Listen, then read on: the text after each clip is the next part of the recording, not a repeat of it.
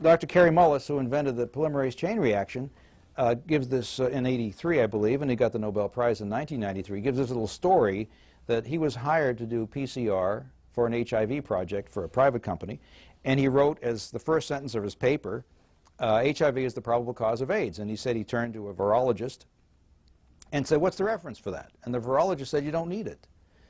Well, Mullis is smart enough to know, of course, something new as this, you'd always have a series of original papers that established unequivocally that this was the cause of AIDS. Then, and only then, I started looking into it. I looked up a bunch of papers in Science that Bob Gallo, I knew about him and had written. I figured, well, Gallo must have been the one to figure it out, because he's the name I've heard associated with it.